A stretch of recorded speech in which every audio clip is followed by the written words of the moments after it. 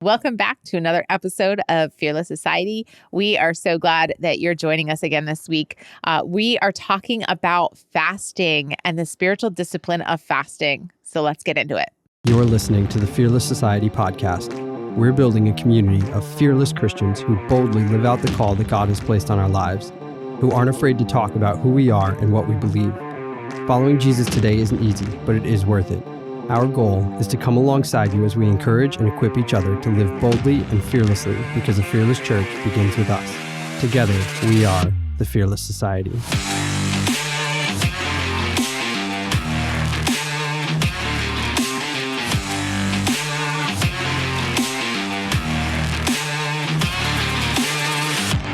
All right, guys, I'm Gabby. This is Nick, and we are really excited for another episode of the Fearless Society.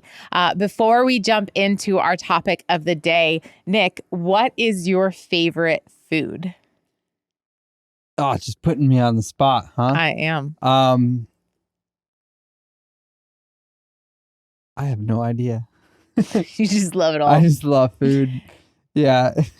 Correction, your favorite food is anything I cook. Very I'm just true. kidding. Well, my favorite food is ice cream. Not very nutritious, but it is delicious. Absolutely. Yeah. This is terrible. What's terrible? The fact that I asked you your favorite food on an episode about fasting. No, that was really genius, actually. I thought so. I'm terrible at this banter thing. I don't even know what my favorite food is. I'm like, just you ask me and my mind just goes blank. I'm like, I don't know.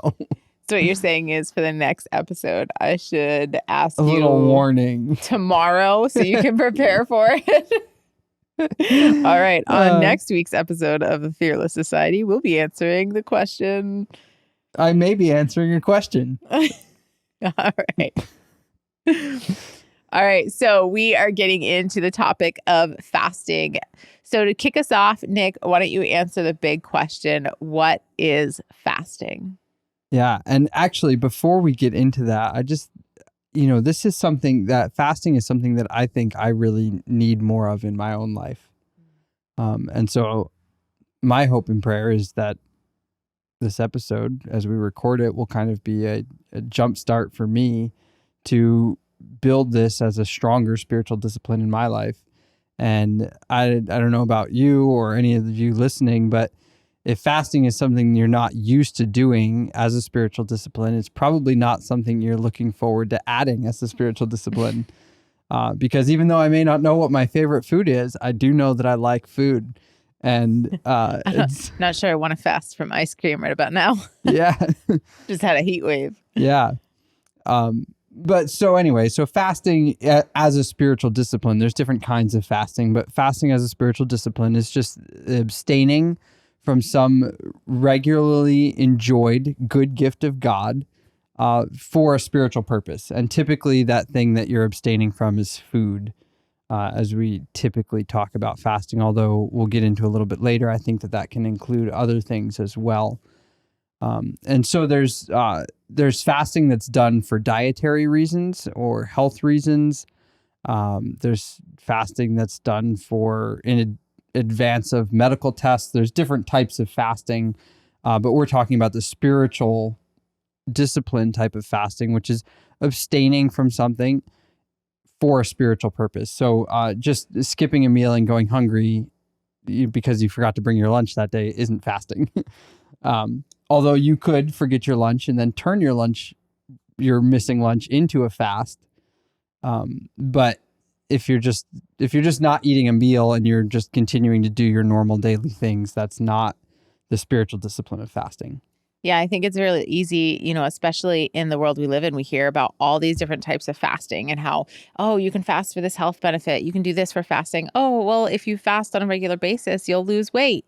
And so we can kind of ascribe a spiritual meaning to a fast without there actually being one. We just want to feel better about the reasons that we're fasting. And that's not what we're talking about. So, I know we talked about, fasting we're not talking about the medical fasts or, health fasts or anything like that. But maybe we could just touch on real quick what fasting is not. Yeah. So I think one of the common misconceptions that I've seen is that fasting is a way of kind of pressuring or influencing God to do something that you want him to do. And that if if I deprive myself of something, if I kind of almost punish myself in some way, that it'll get the attention of God so that he'll listen to what I'm saying.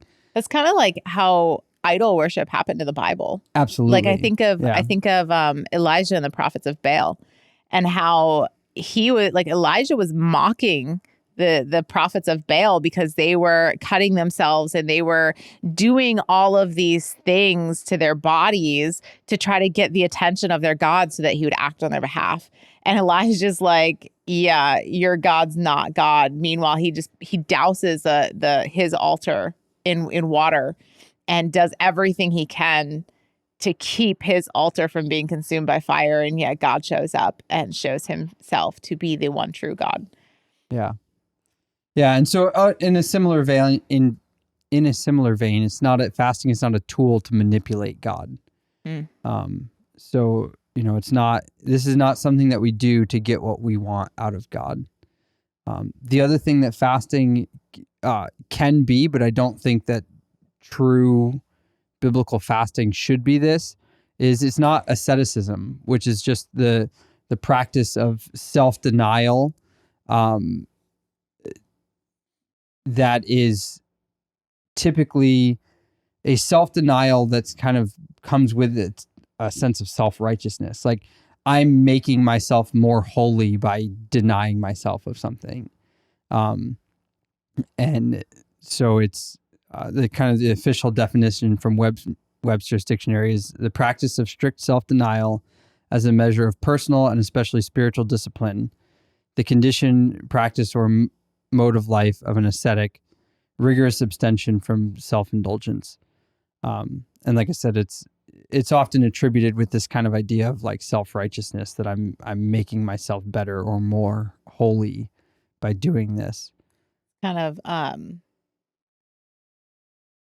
very, early American Pilgrim Puritan. Like they refuse to celebrate certain holidays, including Christmas. Like they really were a very strict group, void of many pleasures and enjoyment, because they didn't believe that pleasures could be holy. Yeah. And I think a lot of those things stemmed from a good heart. But over time, it kind of extended to what you're saying of like pleasure itself was wrong for some of them. And I think that takes it too far, I think, personally. So what do you think are some reasons, some good reasons to want to fast? Well, I always kind of grew up somewhat being taught and kind of believing that fasting as a discipline was a way to remind yourself of the spiritual hunger that you have. And so when you went without food, even for one meal, you would take that time, and instead of eating a meal, you would go to God in prayer. So if you had a lunch break at work that was 30 minutes, you would take those 30 minutes and devote it to prayer and say, God, I need you to fill my spiritual hunger. Will you just meet me here? I'm laying aside the things that I find fulfillment in and the pleasures that I have, because I'm recognizing that there's a deeper hunger within me, not just the physical hunger, and I need that to be fulfilled first. Just that reminder that, Jesus is the bread of life, and we need to come to him for sustenance before going to anything else. Yeah, absolutely. I think that's a really great way of thinking about it and understanding it. Yeah, I really like this quote from Matthew Henry. He says that fasting serves to put an edge upon devout affections. And so if I have a, a love for God, fasting kind of helps hone and sharpen that love and make it more defined. One of the things that I really enjoy is a sharp knife, whether my pocket knife or a kitchen knife. I've just grown up, I grew up in Boy Scouts, and so it was almost always had a knife on me. Now you'll almost never find me without one unless I'm like forced to not have one, like going through an airport or something. Second nature. Yeah. But I really enjoy when that knife is sharp and it's really good at doing what it's supposed to do, and that's cutting things. And so I love sharpening knives, and I love honing a really nice edge on a knife. And I enjoy it too, especially around like holidays, birthdays, or Christmas. Like we can open packages because we don't have dull scissors, or we don't have, we can actually cut through those plastic and all the wrappings on kid toys and everything. Yeah. And of course our kitchen knives are kind of in my opinion abysmally dull right now.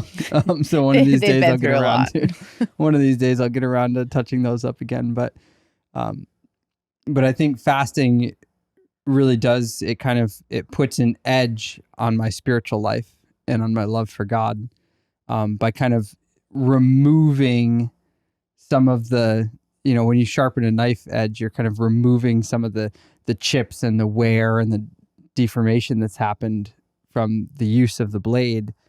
And in my own life, as I go through life, there's bump into things, get chipped, get messed up, get dulled. And fasting kind of brings that edge back and really sharpens my love for God and helps me to focus on God. Kind of like you were talking about, just as that reminder of like, yes, I'm physically hungry, but my spirit, my soul longs for God.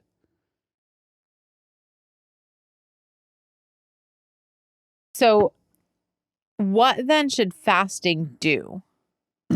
Or what does fasting do? Obviously, it reminds us of our spiritual hunger. It kind of like sharpens us for the things of God. But what else does it do? Yeah. So or what should it do? I taught a Bible study a while back on fasting. And as I was preparing for that study, there was two things that I saw in scripture that I saw repeatedly with fasting. And number one is that fasting should exalt God. It should lift God up, and it should elevate God in my mind and in my spirit. And so, and David Mathis says, fasting declares, God, you are even more important than something so basic as daily bread.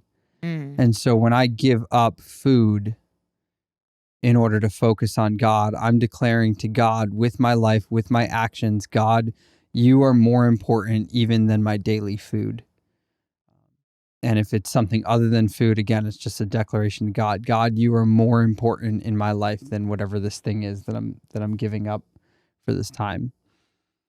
And Jesus reflects this in his own words when he says that man shall not live by bread alone, but by every word that comes from the mouth of God. And so my life really, truly is sustained by God. And it can be easy to forget that, and fasting helps remind me of that. The second thing that I think I saw repeatedly in scripture is that fasting humbles self. So as it's exalting and lifting up God, it's humbling myself. And this one, I really love this quote. I had a lot of quotes in this study, and this one, I don't know where this originally came from. I couldn't find the original source on this, but not everyone who fasts is humble, right? We saw that in the New Testament. Jesus would criticize those who were fasting in order to get attention. So not everyone who fasts is humble, but everyone who is humble fasts. And so if I'm going to walk in humility before God, a part of that is going to be this discipline of giving up good things that God has given that I should rightfully enjoy and receive with thanksgiving, but I should also intentionally at times abstain from those things in order to focus on and exalt God in my life, remind myself of how great God is, how important He is to my life, and remind myself of my position before God. Yes, loved by God and accepted by God, but also my kind of insufficiency in my own self before God. Yeah. Yeah, that's really good. I love the opposites there in the exalting God and humbling ourselves. Yeah. Excuse me. It reminds me of John the Baptist when he said that He must increase. said I of must Jesus decrease. that He must increase and I must decrease. Yeah. And that's been the cry of my heart for the last couple of years as God's been calling us further into ministry is, God, I want more of you and less of me in my ministry, in everything that I do, in my how I act as a husband, how I act as a father, how I act as a pastor. I want more of God in my life and less of me in my life. Good. So let's get into a little bit of the details. Where do you start fasting? How should you fast? There's so many different ways we can take this, kind of bring it back full circle, back up to the beginning a little bit in the next few minutes. Yeah, absolutely. And I think the first thing for me is you should be intentional. Kind of like we mentioned at the beginning, this isn't really a like, oh, hey, I forgot my lunch, or I'm really busy and I'm working through lunch and not eating today, so I'm fasting. No, like be intentional about your fast. Like decide what you're going to fast and decide for how long you're going to fast. And dedicate whatever that thing is that you're fasting. Dedicate that to God. So if you're fasting a meal, dedicate the time that you would have spent eating that meal to God. Maybe you typically go out to eat for lunch. And so maybe not only are you dedicating that time to God, but you're dedicating the money that you would have spent on your meal. Give that to God. And so I remember growing up, I had a friend whose mom was loved God, amazing woman of God, loved to pray, loved to read her Bible, all this other stuff. And I remember more than any other time that I was over at their house, she had made this dedication. I don't know if she was fasting or not, that she was going to go and she was going to pray for a certain amount of time and she was going to go do this. And I remember being at my friend's house during this time, and she was like, okay, I'm going to go pray. And she made sure that we had like snacks or food or whatever it was. And she fed us and made sure we were okay and gave us some options of things to do. And then instead of her joining us and doing that, she closed herself in her room and she went to be with the Lord by herself to pray and to seek Him. And like I said, I don't know for sure if she was fasting or not, but that I remember that more than any other time that I was over at my friend's house. Like I remember man, this woman's spending the next hour just praying, and that had such an effect on me as a young kid. yeah. And I think along the lines of being intentional, I think you have to be intentional with what you decide to fast and how you decide to fast. Like if you're going to be intentional, you probably, and I have a hard time saying this, but you probably shouldn't start with a 40-day fast or like a week-long fast. It's okay to start small, a 1-day fast or a simple fast or something along those lines. If you want to do a longer fast, maybe fast from don't jump into fasting doing a total fast for a long period of time. this is with discipline. Sometimes it's a good thing to build yourself up. You're training yourself with these habits, and habits don't go from 0 to 60 overnight. If you want to run a marathon, you don't just get up on marathon day and go running and call it a habit. Like, you train, you practice, you start small. And so it's okay to start small when it comes to the spiritual discipline of fasting too, right? Yeah, absolutely. And certainly, there are health implications that come with fasting food, especially if you're going to do a complete fast where, you're only drinking water, or some people go even more extreme and have nothing. Like, there's serious health implications that go along with that. And so if you're going to do something serious like that, you really should consult with a doctor, somebody who can help you walk through that. Hopefully somebody who can help support you in that, both your physical body and support you spiritually, to help you balance that in a way that will be effective for you and safe. I've heard stories of people who fasted in ways that would not have been recommended health-wise, Right. and God sustained them through that. But I would never suggest that to anyone. Yeah, that's not prescriptive. That's Right. not, hey, everybody should follow this. I was just actually listening to this, I don't know, I think it was a video or a reel or something that came across social media. And it was talking about like the fasting girls of the early like Victorian age, and these girls who would claim that they could not eat or drink for extended periods of time, and God sustained them. And some of them actually ended up dying because what nobody knew was that they were sneaking just enough food and drink to stay alive. And when they were removed from their homes into the hospitals so that they could be studied and, oh, is this actually a real thing? It had detrimental consequences. And so fasting as a discipline is a good thing, but good things can be done safely. Yeah. We don't need to be wild and reckless. And so there are those stories, but that's not prescriptive. And that doesn't mean that you can just go, oh, well, God did this to that for them, and so he's going to have to do it for me too. That's kind of forcing the hand of God and trying to manipulate God into doing what you want. You need to seek God, and God has to be very clear about that with you.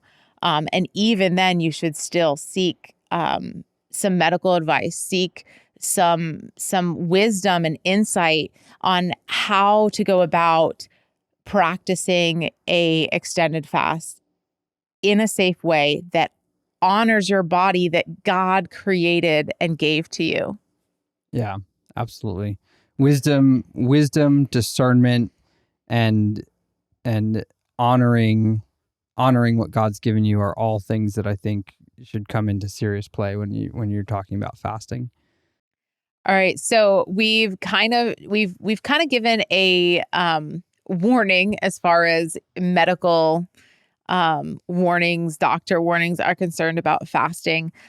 So if you have some medical condition, or if you're not able to fast for some reason, medically speaking, or maybe you're not quite ready to fast food yet. What are some alternative forms of fasting? Biblically, all we see is people abstaining from food. We see that in Daniel and his vegetables only fast. We could do a whole episode on that one. We see Jesus fasting in the wilderness, and all of these kind of have food. And yet today we go, well, you can fast something that's not food. So one, is that biblical? And two, what alternative forms of fasting are there? Yeah, I would say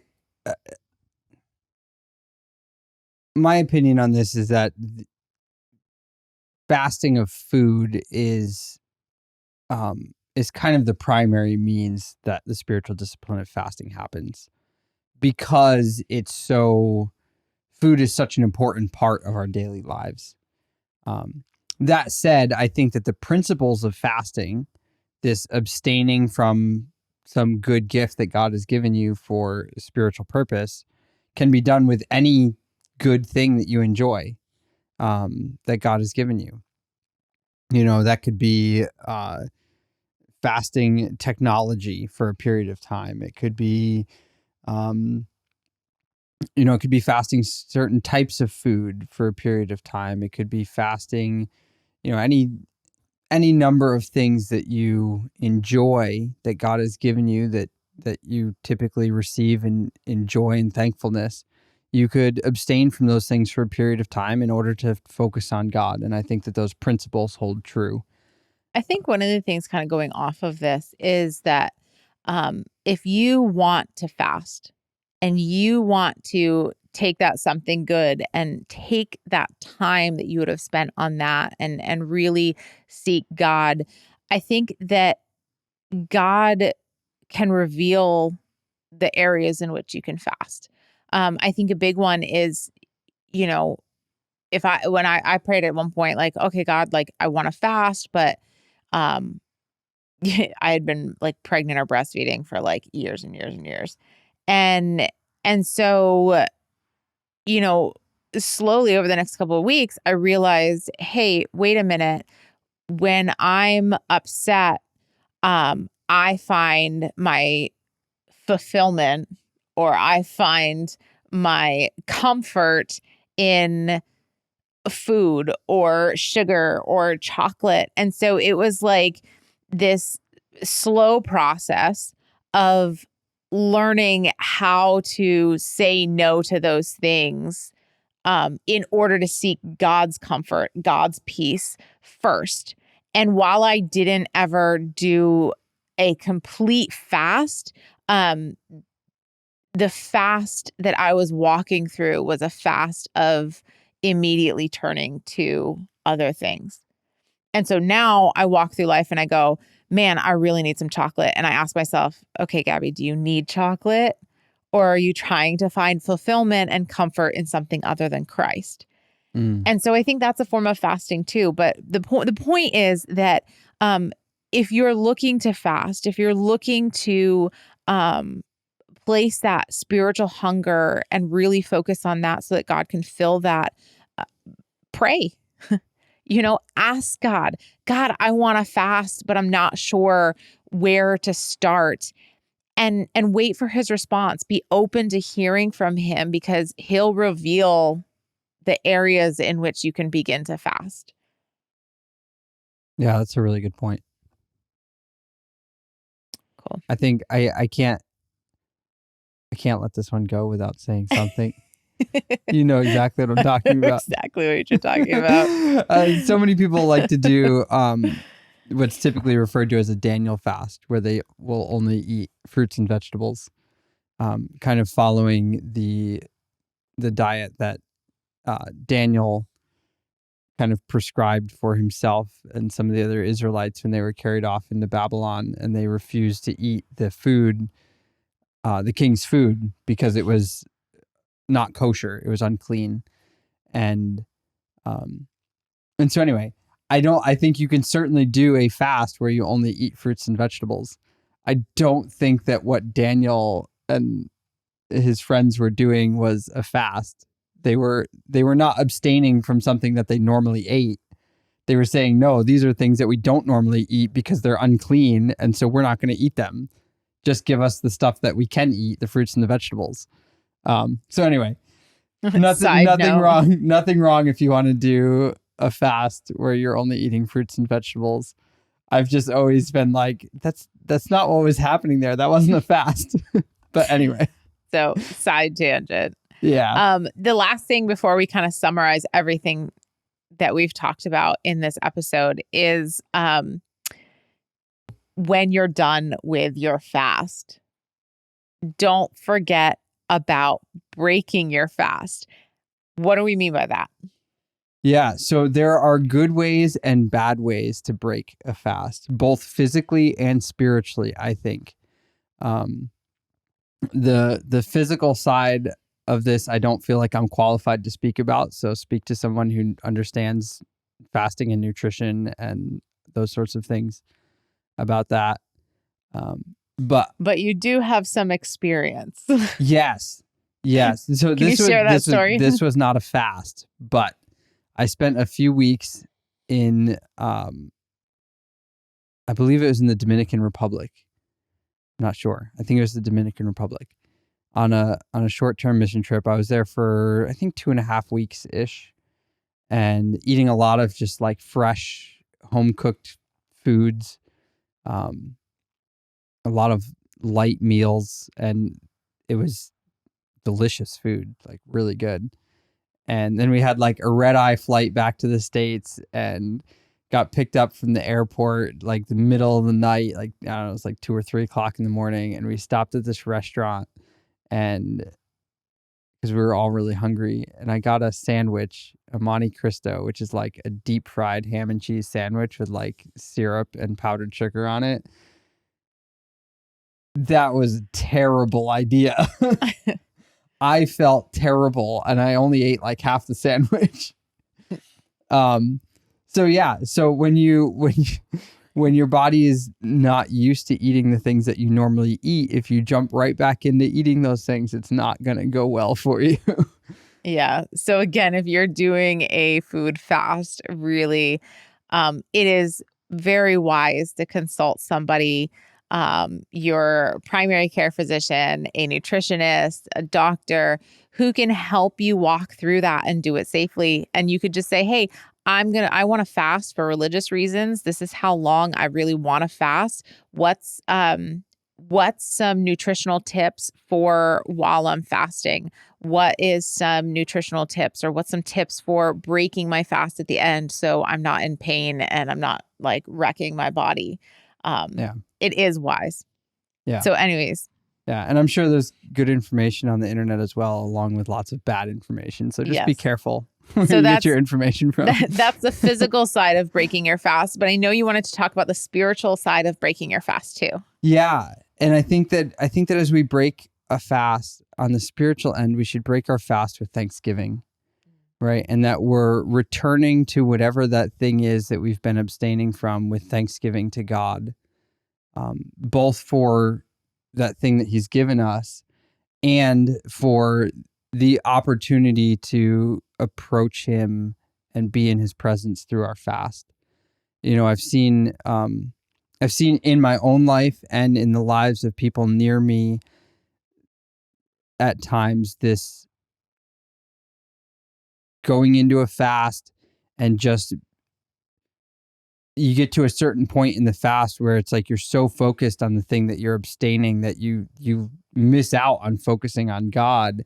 And then when you break your fast, it's like this overindulgence in this thing that you've supposed to be abstaining from, with no thanksgiving to God for it, no thanksgiving to God for the time that you've had to focus and spend on him. And I don't think that does us any good. And so some of that too, I think, is what you were talking about, of building this spiritual discipline slowly, right? And so you don't do too much at once, and you don't get yourself into this cycle where you lose the point of it. I actually put in my notes, and I didn't realize the genius of this till afterwards, but don't bite off more than you can chew. So, but yeah, just start small and work your way up. And as you break a fast, break it with thanksgiving to God for all that he's given us, both in the physical and in the spiritual. Right. So to summarize, fasting is an important spiritual discipline that we can cultivate in our lives, that we can build up in our lives. We can start slow. You don't have to go 0 to 60 in a minute. It really reminds us of our spiritual hunger. It's something that we do to take the place of the thing that we're fasting so we can go to God with our spiritual hunger first and really focus on him. And then just remember, don't forget about how you break your fast. All things with thanksgiving. One final note that I've got, when we were in Bible college, there was a rule that was instituted that if you were going to do any kind of food fasting, you had to let leadership know. And that was instituted because there was somebody who came through and decided that they were going to do a prolonged food fast, no food, no water, and didn't tell anybody, and passed out in the middle of class, and nobody knew what was going on. And it was really scary and could have been potentially very dangerous. And there was some objection to this rule because of, Jesus's comments about fasting in secret, right? And I think as I read and try to understand that verse, I think what Jesus is really getting at there is that there were people that were fasting, and they were either through their words or actions kind of flaunting the fact that they were fasting to make themselves, to make people think that they were really spiritual, right? And so to tell somebody that you're fasting so that they know what's going on in your life and can help support you is not the same thing as flaunting your fasting. That's a good point. Right. And so I think that especially if you're going to do any kind of prolonged or really intense fast, somebody close to you should probably know that you're doing it, and what your plan is for that, so that if anything is to go wrong, they know what's going on and they can help walk you through that situation. And in my opinion, that doesn't violate Jesus's instructions to fast in secret, so to speak, because you're not flaunting your fasting. You're not trying to show yourself as super spiritual. You're just using wisdom and trying to take care of the body that God has given you as you also take care of your spiritual life in fasting. Right. And you can pull people to fast with you. Like, say you're fasting social media, or you're fasting one specific type of food, or you're fasting, whatever it is you're fasting. Having somebody else who knows, even somebody who's willing to walk through that process with you, is really encouraging, because you know that you're not doing it alone, and you know that you're going to be held accountable, and you know that you're going to be encouraged. And then at the end of the fast, you can break that fast together with Thanksgiving, and you can go deeper and talk about what God showed you. So now you've got somebody else who knows, hey, God showed me this, and this is what my next steps are. And you can kind of, scripture says iron sharpens iron. You can sharpen each other that way.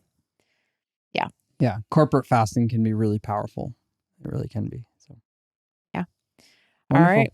So thanks for joining us on this episode of Fearless Society. If you enjoyed this episode, if you learned anything new, go ahead and hit that like, subscribe, share button.